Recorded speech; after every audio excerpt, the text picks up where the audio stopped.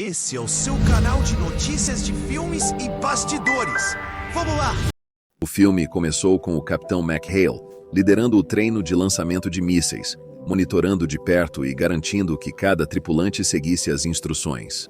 Todas as equipes também seguiram os procedimentos. Porém, quando o Capitão McHale ordenou o lançamento do primeiro míssil controlado, a sequência falhou, interrompendo o treino. Apesar do revés, dois indivíduos com ordens superiores reconheceram a falha, mas insistiram em prosseguir com a missão conforme planejado. A cena mudou para o Capitão Alexei, que comandava o submarino K-19, com o Capitão McHale servindo sob sua autoridade. Por certos motivos, o Capitão McHale priorizou o bem-estar do submarino e tripulação sobre as ordens superiores. O Capitão Alexei embarcou, encontrou McHale e comentou sobre o teste iminente, ciente da dificuldade da missão para McHale. Depois, os dois exploraram o conteúdo do submarino. Nesse processo, o Capitão Alexei achou uma tripulação de reator dormindo. Alegando embriaguez, pediu ao Capitão McHale para substituir o tripulante. McHale disse que assim era o melhor operador de reator, nunca bêbado e indispensável. Contudo, o Capitão Alexei não aprovou essa sugestão. Por fim, o Tenente Vadim chegou para se apresentar ao serviço. Vadim era reconhecido como o melhor formando da Academia Nuclear. Porém, McHale duvidava dele por nunca ter operado um reator no mar. Dias antes da partida, a tripulação mergulhava e transportava suprimentos. Um médico apressado tentou parar um caminhão por ter recebido remédio errado. Tragicamente, ele foi atingido e morreu. Em resumo, um médico substituto foi chamado.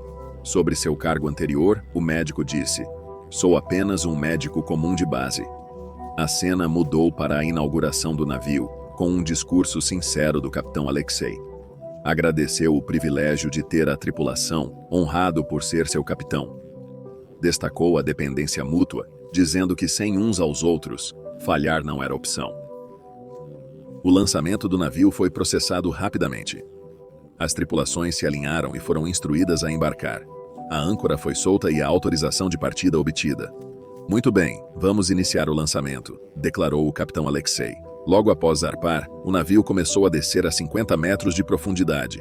Neste momento, o Capitão Alexei ordenou uma emergência simulada, um incêndio. O exercício visava preparar a tripulação para emergências durante os mergulhos. A equipe designada agiu como se fosse um incêndio real, mesmo no escuro. Noutra situação, camarada Suslov visitou o Capitão Mikhail para condolências pela mudança. Com pouca conversa, Capitão Mikhail o deixou rapidamente. Na manhã seguinte, antes do café, uma voz os chamou para treinar emergências. Porém, o desempenho no treino não atendeu às expectativas do Capitão Alexei. Assim, o treinamento continuou, focando na substituição de torpedos. Durante o treino, 2 tripulantes sofreram um acidente, e Capitão Mikhail ajudou. Após o treino, o Capitão Mikhail viu a tripulação cansada e perguntou sobre suas queixas. Um tripulante tentou responder, mas foi interrompido por um técnico sênior. A cena mudou, com o Capitão Alexei culpando a tripulação por não estabelecer um padrão alto de avaliação.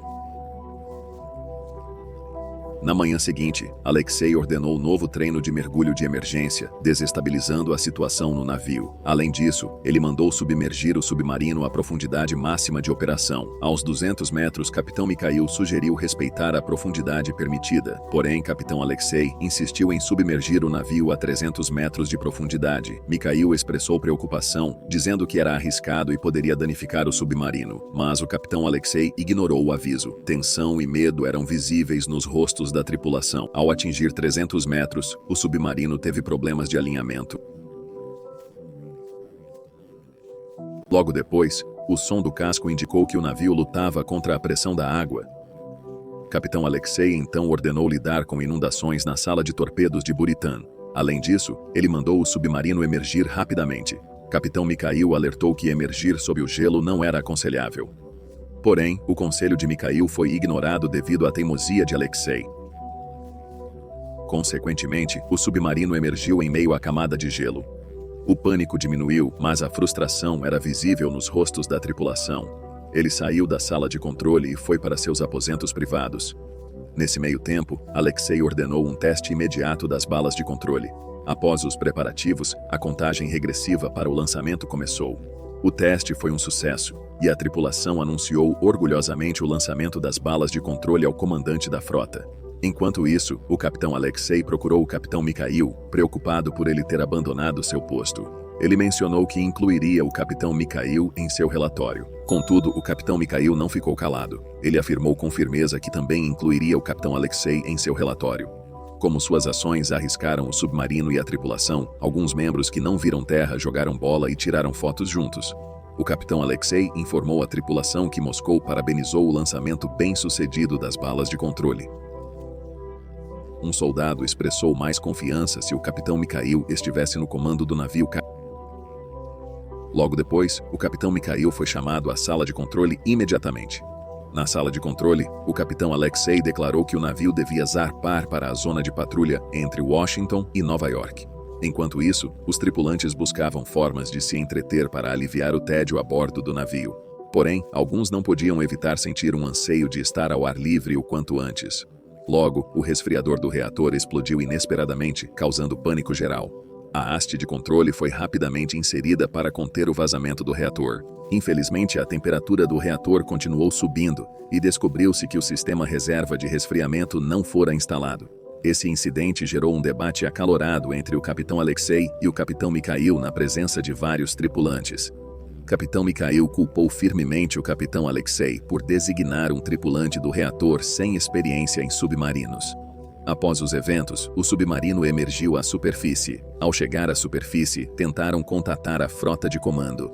Infelizmente, a antena do transmissor estava danificada, provavelmente devido às manobras no Ártico. Além disso, a temperatura do reator continuava subindo, com risco de atingir 1000 graus Celsius. Em resposta, decidiram instalar o sistema de resfriamento de forma alternada. Cada equipe tinha 2 técnicos e apenas 10 minutos. 2 se voluntariaram primeiro.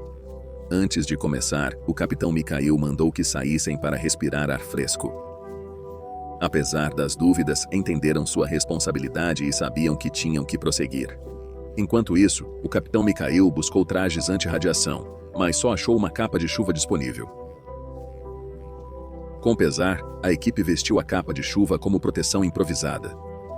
A primeira equipe iniciou sua tarefa de 10 minutos, enfrentando a radiação intensa no reator. Ao voltarem, os tripulantes sofriam visivelmente com corpos inchados e vômitos.